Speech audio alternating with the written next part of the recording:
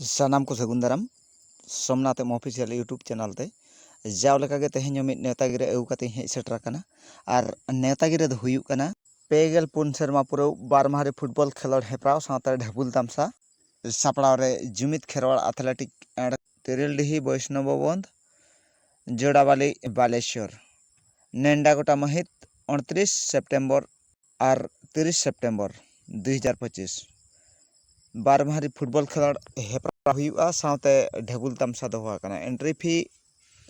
लेकाते मेना आका 3001 टाका प्राइज थोक रे मेना आका पुइलु प्राइज 50,000 सेकंड प्राइज 30,000 थर्ड और फोर्थ लेकाते मेना आका 3001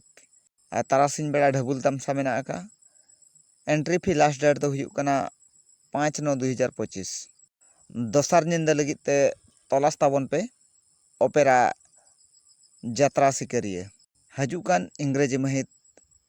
29 सेप्टेम्बर और 30 सेप्टेम्बर बार माहारी फुटबॉल खेलोड हेप्राव सावते दोसार निंदा लगित जात्रा सिकरिया ओना सावते दोसार नेतागिरी दो हुयुग कना 39 सेरमा पुरौ बार माहारी अतु सोंड football tournament main home team जहां बो मेता कना सापड़ाव रे धड़ीपदा युवक संघ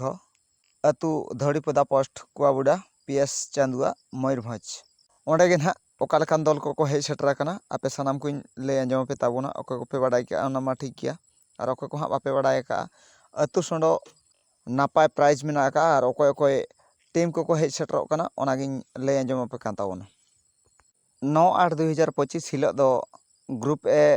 टीम को जहां मेना को उनको दो कोई हुयुग कना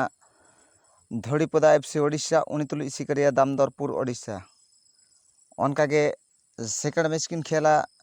पुटुड़िया एफसी वेस्ट बेंगल उनितुलि सिकरिया दुबला बेड़ा एफसी उनका के थर्ड मैच किन नेल हचबुआ रामहा एफसी वेस्ट बेंगल उनितुलि सिकरिया डाकोय एफसी ओडिशा उनका के ग्रुप ए रेना लास्ट मैच कायासोड़ एफसी वेस्ट बेंगल उनितुलि सिकरिया बारीपाड़ एफसी ओडिशा सेकेंड हिलो जहां को तहन कना ग्रुप बी रे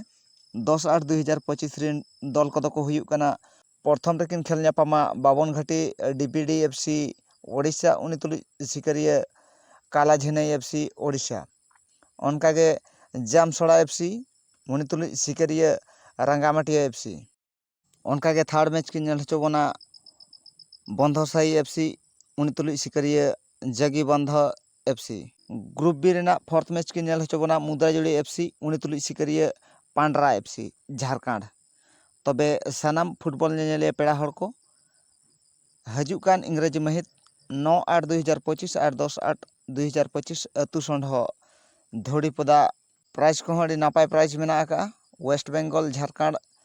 ओडिशा गोटा पकड़ खन टीम को हजुकाना तबे ओकालकान अतु सोंड नहा नेतार मेना को अतु करे मेनदो केटेज केटेज अतु टीम को ओका करे मेना का धड़ीपदा ग्राउंड रे बो नेल दाड़ा को जतो अतु सोंड